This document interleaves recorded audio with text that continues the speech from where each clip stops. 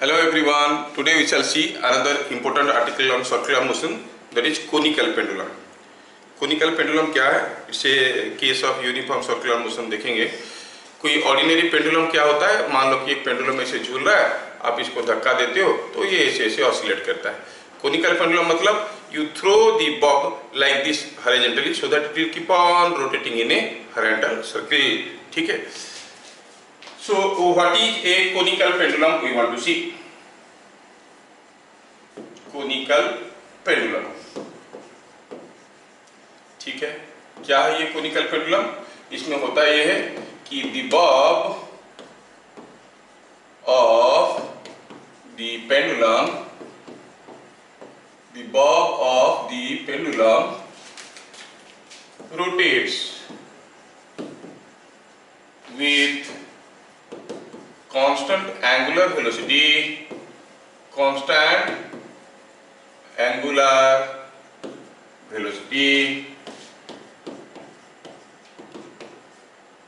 the bob of the pendulum rotates with constant angular velocity in a horizontal circle. तो ऐसा pendulum को हम क्यों कहते हैं conical pendulum? Because you will see, जब ये हॉरिजॉन्टल सर्किल में से घूम रहा है तो इसका जो थ्रेड है that is traversing the surface of a cone, that is making the surface of a cone. So इसको कहते हैं कोनिकल पेंडुलम. तो बहुत ही इंपॉर्टेंट आर्टिकल है, बहुत इजी फॉर्मूले हैं, तो थोड़ा समझते हैं कि क्या हो रहा है. सपोज हम कहेंगे यहाँ पर कोई एक पेंडुलम है जो ऐसा कोई एक सर्कुलर पाथ में घूम रहा है.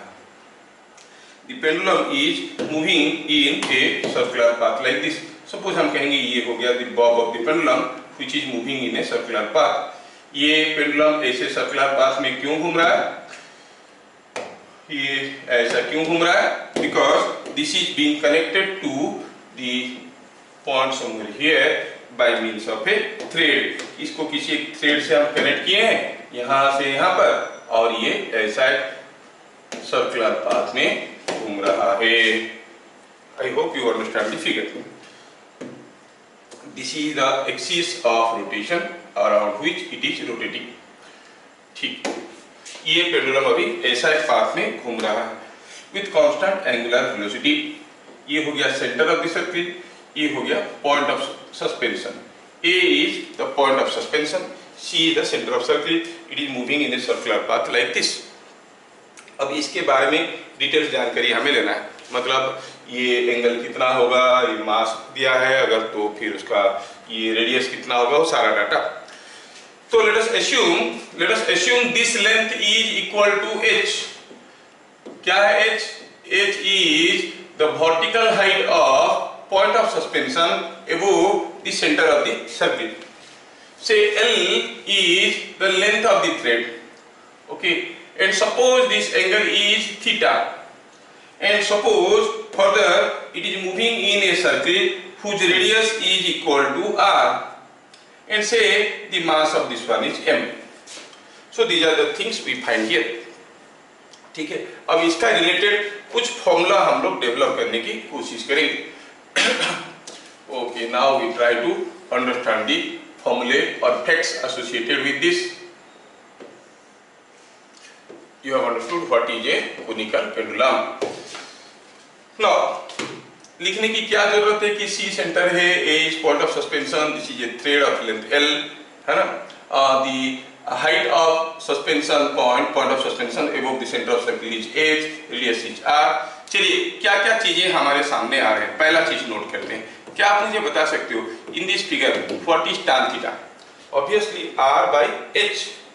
R by H is tan theta. Fine. Suppose हम बात करना चाहेंगे इक्विलिब्रियम एनालिसिस का. I want to see the free body diagram of this pendulum. ये तो सर्कुलर मोशन में, ये यूनिफॉर्म सर्कुलर मोशन में. कैसे पता चला? क्योंकि it is moving with a constant angular velocity दिया हुआ है. ठीक है, तो यूनिफॉर्म सर्कुलर मोशन में अगर है तो in the free body diagram we show all external force and कौन सा फोर्स? सेंट्रीपिटल फोर्स की सेंट्रीफ्यूगल फोर्स? कौन सा फोर्स दिखाते हैं हम लोग? सेंट्रीफ्यूगल फोर्स ने. तो चलो हम यहाँ पे दिखाएंगे वो सारा फोर्स जो इसके ऊपर आ रहा है, कौन कौन सा फोर्स आ रहा है? एक तो उसका वेट आ रहा है, यहाँ पे कुछ टेंशन आ रहा होगा। अब दो ही तो एक्सटर्नल फोर्स है, एक कॉन्टैक्ट फोर्स है, एक नॉन कॉन्टैक्ट फोर्स है, there is no third force. तो we have to show the centrifugal force. क्या कोई मुझे बताएगा? Centrifugal force will be directed away from A or away from C? It will be away from A or away from C. Centrifugal force is always directed away from the center of the circle. ये कौन सा circle में घूम रहा है? ये जो घूम रहा है उसका सेंटर C है।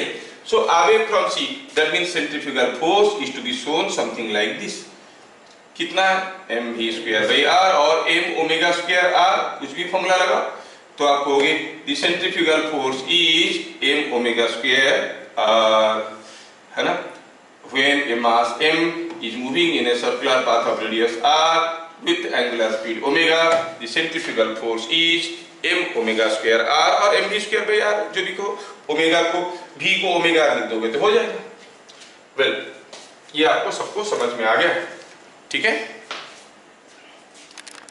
एक बार फ्री बॉडी डायग्राम में सारा एक्सटर्नल फोर्स के साथ साथ हम अगर सेंट्रीफ्यूगल फोर्स को दिखा चुके हैं तो हम कंडीशंस ऑफ इक्विलिब्रियम अप्लाई कर सकते हैं। अगर हम ये एंगल को थीटा करके माने, कौन सा एंगल? ये एंगल को थीटा करके माने तो ऑब्वियसली ये एंगल भी तो थीटा ही होगा, नहीं? तो आप क्या कहोगे? यहाँ पर कहोगे कि sigma F X is equal to 0। Sigma F X is equal to 0 आपको क्या इक्वेशन देगा? देखो तो बताओ। Sigma F X is equal to 0, I choose conventional X axis like this, Y axis like this. तो क्या कहोगे? Sigma F X is equal to 0, force in this direction is equal to force in this direction. इधर को क्या force है? Positive x direction में t sine theta, negative X direction में क्या फोर्स है? m omega square r। अच्छा, sigma F Y is equal to 0 means upward force must be equal to downward force, क्योंकि सारा इक्विलिब्रियम फोर्सेस हम लिख चुके हैं। Upward force is equal to downward force. Upward force क्या है भाई यहाँ पे? बताओ, what is the upward force? t cos theta. And what is the downward force? mg। तो आप कहोगे t cos theta is equal to mg। अच्छा, तो ये हमें मिल गया। Let us go to the next point to understand. Dividing, you find t sin theta is equal to m omega square r, t cos theta is equal to mg. If you divide, what you find? T is cancelling out, what you find? tan theta, and इधर m क्या है? वो तो cancel हो गया, omega square r by g. So what you find? tan theta is coming out to be omega square r by g। हाँ, ये एक रिलेशन आ गया। मतलब हम लोग कुछ इंपॉर्टेंट रिलेशंस निकालने की कोशिश करें। पहला रिलेशन निकाले थे tan theta is r by h, दूसरा निकाले t sin theta is m omega square r, तीसरा हुआ t cos theta is equal to mt, और चौथा हुआ tan theta is omega square by r। हमें तो मालूम है, क्या मालूम है हमें? हमें मालूम है कि जो हमारा tan थीटा था, वो tan थीटा क्या था? देखो तो tan theta was r by h, तो हम कहेंगे r by h। सो आपको मिलेगा r by h is equal to omega square r by g। क्या मिला इसमें से? ओमेगा का वैल्यू देखो, ओमेगा is coming, r cancels out either side, it is root over of g by h। कितना इंटरेस्टिंग है। कोई कोनिकल पेंडुलम कितना एंगुलर स्पीड में घूम रहा है वो सिर्फ किसके ऊपर डिपेंड कर रहा है? सिर्फ ये डिपेंड कर रहा है एच के ऊपर, और किसी भी चीज के ऊपर डिपेंड नहीं कर रहा है। अगर आपको कोई कोनिकल पेंडुलम मिल गया, कोई पूछेगा एंगुलर स्पीड बताओ, आपको क्या करना है? सेंटर ऑफ सर्किल से पॉइंट ऑफ सस्पेंशन का डिस्टेंस पता करना है, दैट इज एच। एक बार एच पता चल गया तो angular velocity is root over of G by H. It is so interesting to note. समझ में आया? तो हम देखें यहाँ पे कि जो हमारा एंगुलर वेलोसिटी है वो सिर्फ height of point of suspension from the center of circle से इसके ऊपर ही डिपेंड करता है ना? और किसी के ऊपर डिपेंड नहीं करता है, ना मास के ऊपर डिपेंड करता है, ना ये थ्रेड का लेंथ के ऊपर डिपेंड करता है, कोई भी चीज के ऊपर डिपेंड नहीं करता है। It only depends upon height of point of suspension. कहने का मतलब हुआ, अगर मैं आपको कहता हूं कि यहाँ पर दो पेंडुलम है, दोनों सर्कुलर पाथ में घूम रहे हैं, ये एक पेंडुलम है और मान लेते हैं कि ये दूसरा पेंडुलम है। Say there are two different pendulums rotating around, rotating in concentric circles. ये दोनों कंसेंट्रिक सर्किल में घूम रहे हैं। और सोचो कि यहाँ पर भी कोई एक बॉल है यहाँ पे, जो कि यहाँ से सस्पेंडेड है, it is suspended from here. यहाँ से कोई दूसरा बॉल यहाँ पर सस्पेंडेड है, ये भी घूम रहा है, ये भी घूम रहा है, दोनों सेम पॉइंट से सस्पेंडेड है and bobs are moving in concentric circles. क्या बता सकते हो कौन सा बॉब का एंगुलर स्पीड ज्यादा होगा, 1 का कि 2 का? किसका एंगुलर स्पीड ज्यादा होगा? देख के आपको क्या लग रहा है, किसका एंगुलर स्पीड ज्यादा होगा? आप देख रहे हो कि ये जो आप देख रहे हो कि दोनों ही केस में सेंटर का डिस्टेंस, हाँ, तो हम देख रहे हैं दोनों ही केस में सेंटर का distance from the point of suspension is looking to be the same. तो हम कहेंगे दोनों का एंगुलर स्पीड बराबर होगा। If two different mass bobs connected with different length threads are moving in concentric circles being suspended from a common peg, then you say both are having same angular velocity। क्योंकि और किसी भी चीज के ऊपर depend नहीं करता, ये डिपेंड करता है only on the value of h। ठीक है, आपको ये चीजें समझ में आ गया? ठीक है, अब इसके रिलेटेड क्वेश्चंस हम लोग कैसे सॉल्व करते हैं देखते हैं। ये कोनिकल पेंडुलम के बारे में थोड़ा सा मैं यहाँ पर दोबारा थोड़ा सा कुछ लिखना चाहूंगा, क्योंकि मैं कुछ इंपोर्टेंट पॉइंट्स आपको देना चाहता हूं।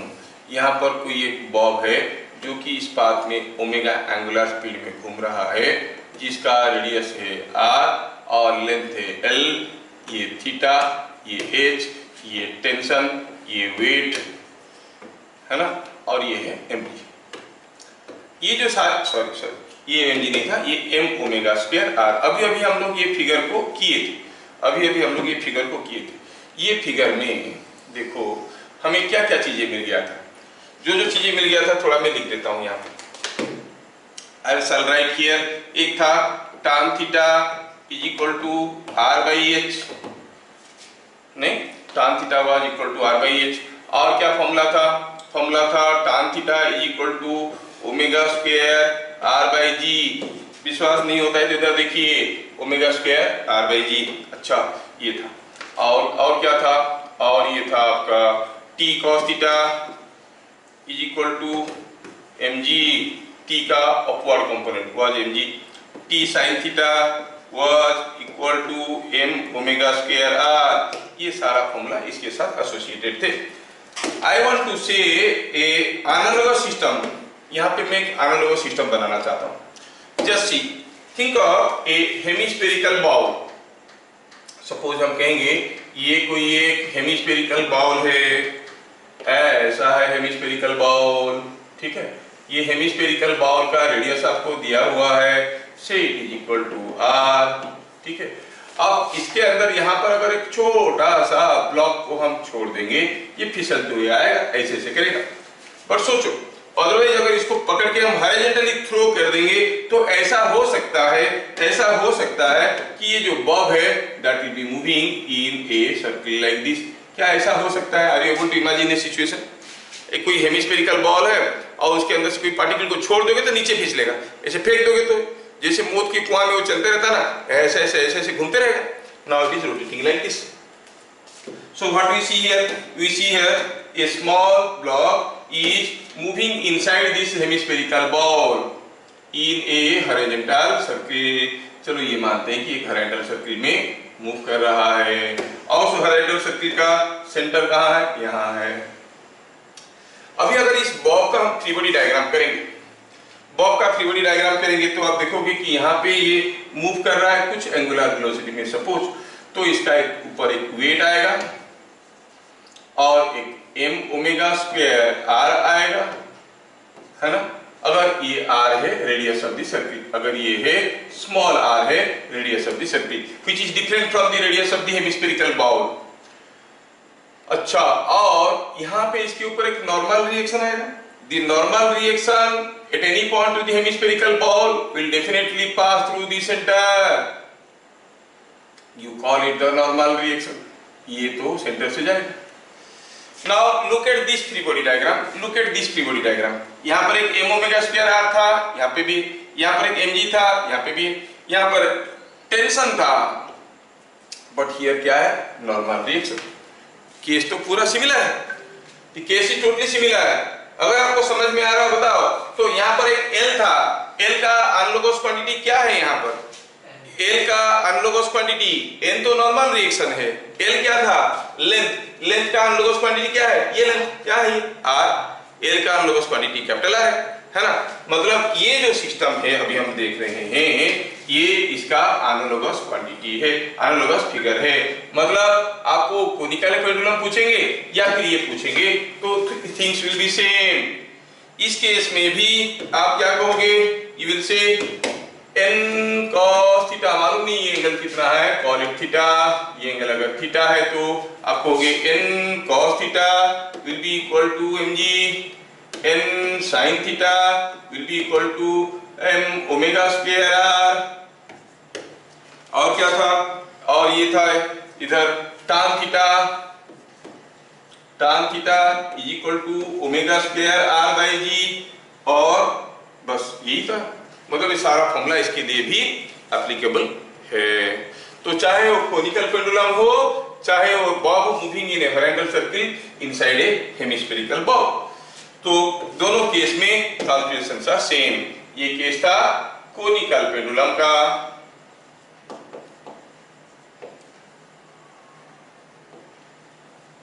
और ये दूसरा केस किसका था? दूसरा केस था Bob moving in a horizontal circle, block moving in a horizontal circle inside a hemispherical ball. तो क्या लिखेंगे इसके लिए? Block moving in horizontal circuit, horizontal circuit inside hemispherical ball, hemispherical ball। ठीक है, ये थोड़ा सा जगह बनाना पड़ेगा इसको। Yes, hemispherical ball.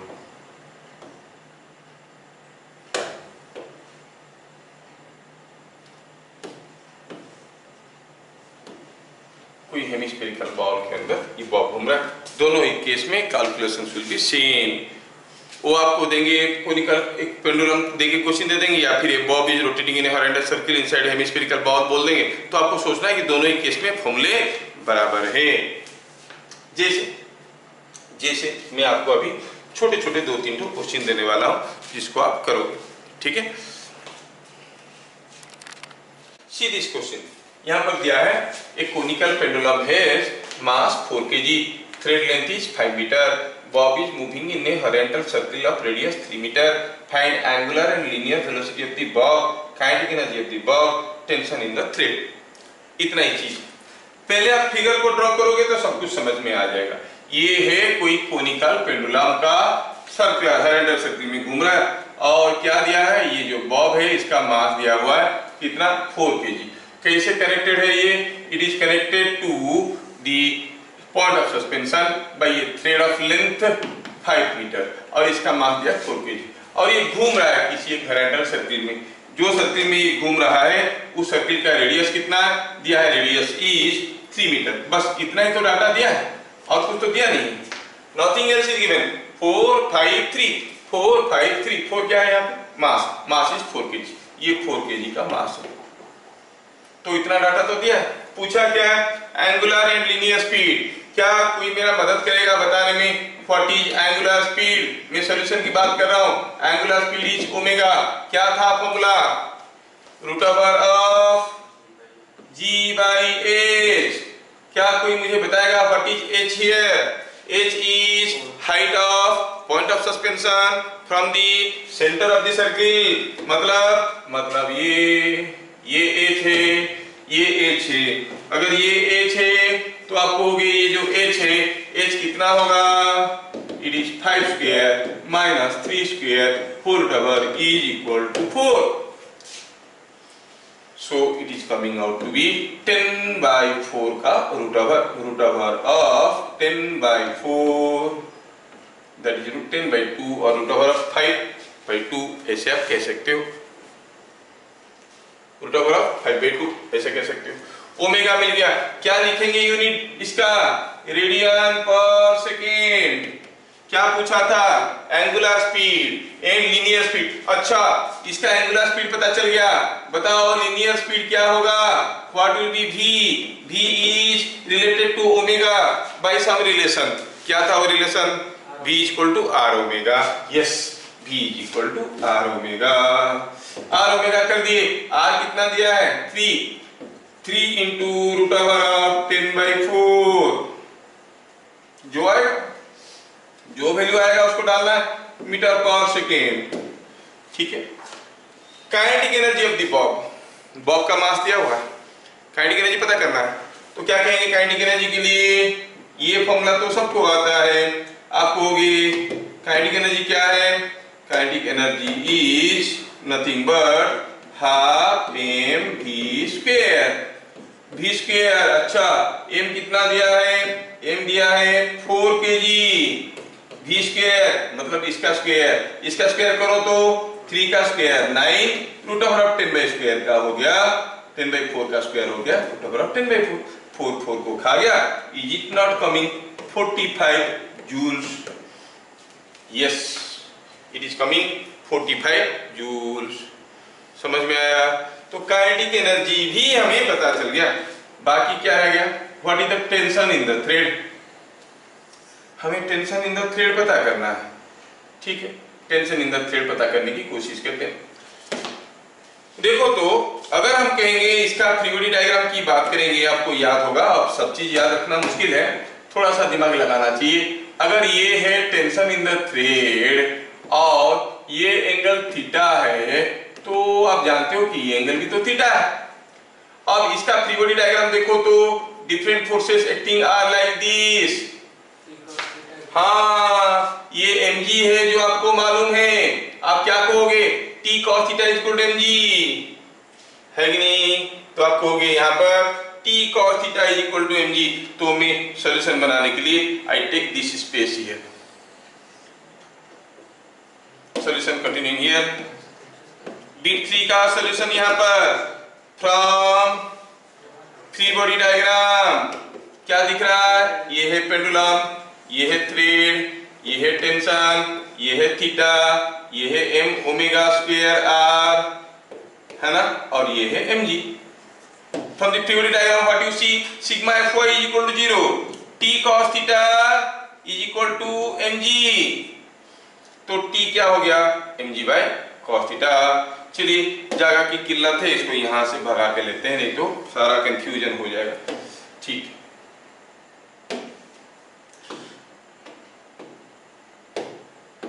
तो क्या मिला हमें? यहाँ पे देख रहे हैं कि जो हमारा फ्री बॉडी डायग्राम है, उस फ्री बॉडी डायग्राम से हम देख रहे हैं कि अगर ये फ्री बॉडी डायग्राम को थोड़ा अगर प्यार से देखेंगे, ये हो गया बॉब, ये हो गया टेंशन, ये हो गया एंगल थीटा और ये हो गया m ओमेगा स्क्वायर r, ये हो गया mg। तो आप क्या कहोगे? t cos theta is equal to mg। हमें तो t पूछा है, mg बाय cos थीटा। अच्छा, ये फिगर में cos थीटा कौन सा भाई? ये देखो तो अगर आप ये डायग्राम को वापस देखो तो इसमें cos थीटा क्या है? What is cos theta? What is cos theta? h कितना था? h कितना था? h वाज 4, नहीं, इट इज 4 by 5। h हम लोग निकाल चुके हैं। cos थीटा होता है b बाय हाइपोटेन्यूज, है कि नहीं? तो ये अगर थीटा है तो ये हो जाएगा बेस, ये हो जाएगा हाइपोटेन्यूज। 4 by 5 cos थीटा हो गया 4 by 5। तो आप कहोगे cos theta is equal to 4 by 5। तो mg कितना है?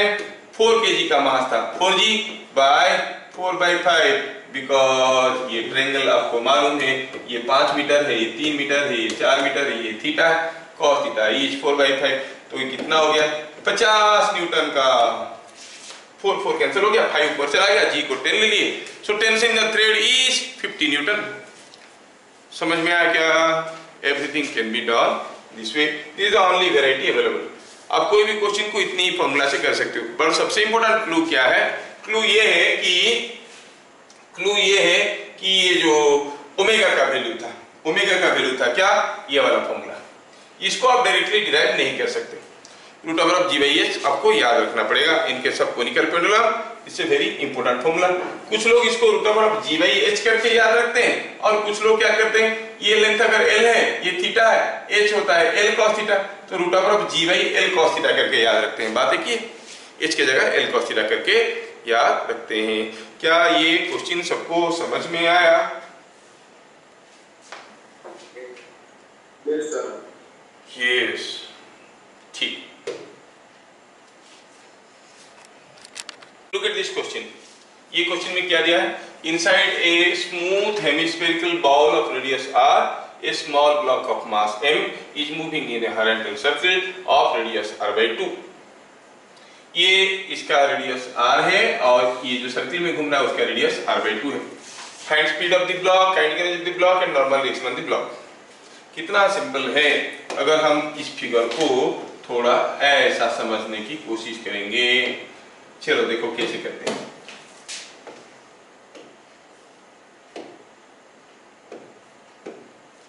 ये हो गया हमारा हेमिस्फेरिकल बॉल जिसके अंदर ये ब्लॉक अभी घूमने वाला।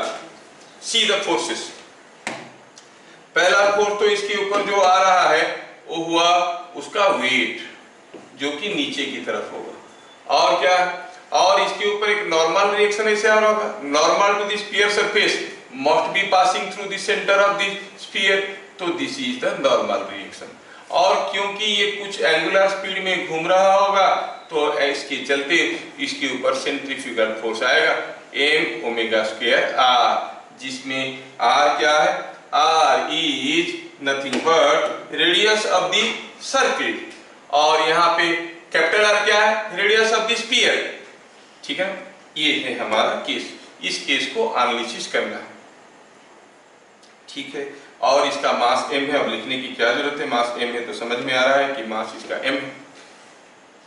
ठीक, अब मैं क्या कर रहा हूं कि मैं देख रहा हूं कि suppose the normal reaction here is making some angle theta here. चलो पहले मुझे थीटा की जरूरत है और बाकी सारा चीज हम निकाल देंगे। अच्छा, ये लेंथ है r, ये डिस्टेंस को कोनिकल पेंडुलम के साथ एनालोगसली सोचेंगे तो दिस लेंथ को कहेंगे h। Now let us reduce everything to its original form and see. अगर हमें किसी तरह से h मिल जाएगा तो एंगुलर वेलोसिटी मिल जाएगा। क्या आप मेरी मदद कर सकते हो निकालने में? What is the value of h?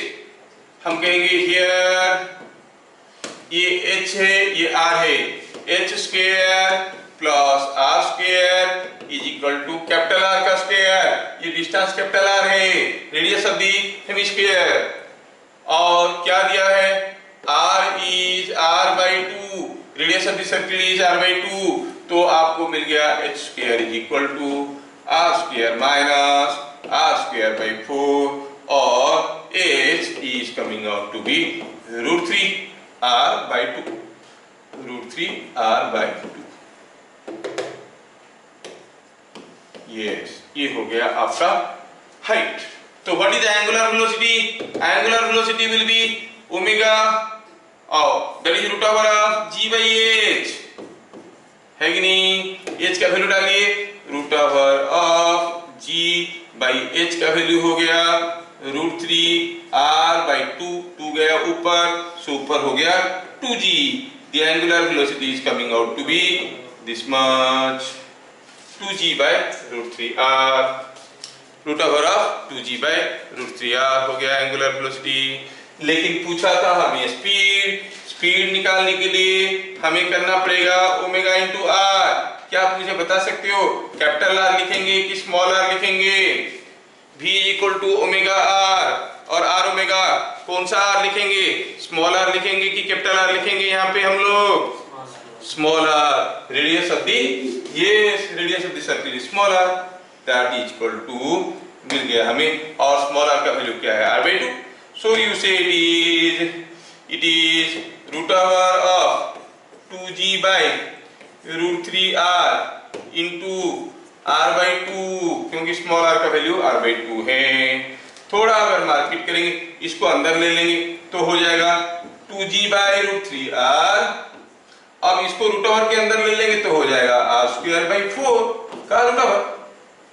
आप थोड़ा मारपीट करिए तो आपको मिलेगा क्या, एक r कैंसिल हो गया, एक 2 कैंसिल हो गया, gr/2√3, gr/2√3 का √r।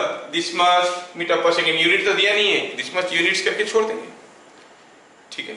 So the speed of the bob मिल गया। क्या क्या चीजें पूछा था, क्या पूछा था, स्पीड ऑफ द ब्लॉक मिल गया। फिर काइनेटिक एनर्जी, काइनेटिक एनर्जी तो कोई भी निकाल सकता है।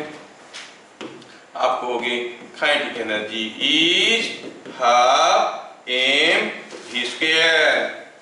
m तो m है, v² आपको मालूम है, हाफ m, मास m दिया हुआ है, v² करो तो इट इज gr/2√3, तो it is coming out to be mgr/4√3। और काइनेटिक एनर्जी है तो जूल्स में होगा, एनर्जी की यूनिट पे होगा, ठीक है। तो इट इज mgr/4√3 हो गया काइनेटिक एनर्जी। क्योंकि यहाँ पर सब डाटा नहीं दिया है, मास केजी या ग्राम या कुछ नहीं दिया है, तो हम लोग क्या लिख लेंगे यहाँ पर बताओ, यूनिट्स में यूनिट्स, दिस मच यूनिट्स। क्या यूनिट क्या मालूम, depending upon the value of m, r, everything given. So mgr/4√3 kinetic energy. बस आखिरी चीज पूछा है, क्या, normal reaction on the block. Normal reaction on the block, क्या आपको पता चल रहा है कि n cos θ is equal to mg, n cos θ is equal to mg। अगर n cos θ is equal to mg है तो क्या वहां से हम n का वैल्यू नहीं निकाल सकते? यस, दैट इज mg/cos θ, है कि नहीं? आप देखो तो क्या यहाँ पर हमें cos θ मालूम है? देखो आप निकाल सकते हो, इट्स वेरी सिंपल वन। थोड़ा इसको स्पेस बनाता हूं so that I can explain it here itself. Yes,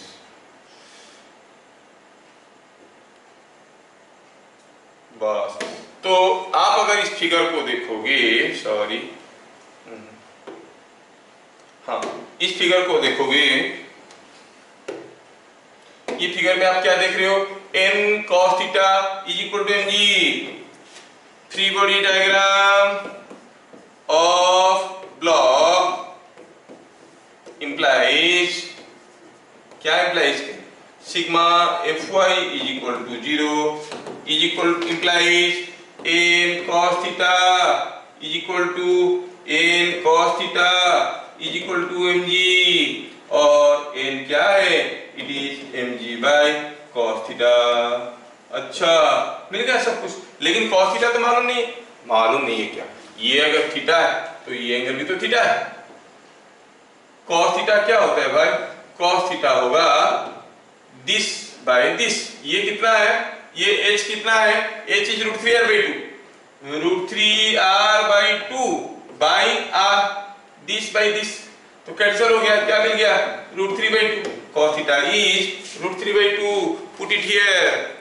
So the normal reaction on the bob is 2mg/√3। क्या ये चीजें समझ में आ रहा है? ये cos θ कैसे निकल गया, समझ में आ गया? ये थीटा है तो ये थीटा है, h मालूम है, तो बस काम बन गया, काम बन गया। और ये से भी ये r है, ये r/2 है, ये r cos 60, r cos 60 r/2 होता है, मतलब ये 60 डिग्री है तो ये 30 डिग्री, ऐसे ही पता चल जाएगा, cos 30 is √3/2। ऐसे भी आप सोच सकते हो। क्या यहाँ तक की चीजें सबको समझ में आया? Is it understood?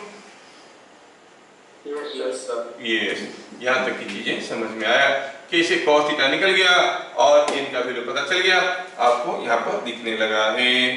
तो n का जो वैल्यू आया वो कितना आया, cos θ की जगह अगर वैल्यू डाल देते हैं, it will be coming out to be cos θ is √3/2 mg/√3।